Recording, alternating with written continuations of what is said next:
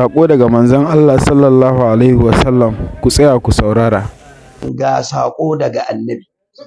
Ya ce ballik anni walau aya. Ku isan mun da sako ko da aya ɗaya ce. Duk matar da ta san ta ne wa mijinta wannan. Ta ne masa wulakanci.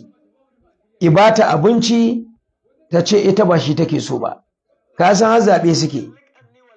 An gane. In dusa mijin kici in dai ya ci ya baki karɓi kici. An gane. In ya baki naira 10 hannu biyu. Durƙusa. Allah ya saka, Allah ya koma da buɗi. Sai ki ƙara shiga ransa.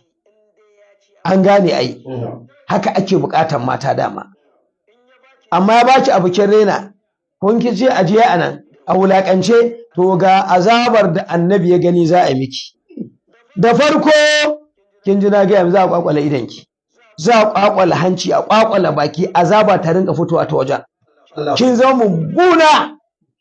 Saboda me rashin bin mijinki da gaya ma bakan magana. Ki sa in mijinki zo da kayan abinci ki kokari ki mas.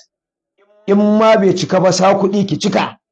In yi zo baka ban kuɗin cefanen duka ba amma na cika. In waya ba shi kawai ba komai. Ki ga yanda zaki zama agun Allah. Ki ga yanda zaki zama agun Annabi Muhammad alaihi salatu wassalam. Wacce ta zan tana waccan al'ada. Ofa tuba a buɗe take. Ta tuba. Inna la gafurun rahim. Allah mai gafara ne ga wannan ituba kan ya mutu. Mai jin kai ne ga wannan Allah ya karɓi tubansa. Magana ta ƙare. Saboda ga duk matar da ta zanta ne mijinta wannan wulaƙanci ta canja. An gane. To kamar inda na faɗa.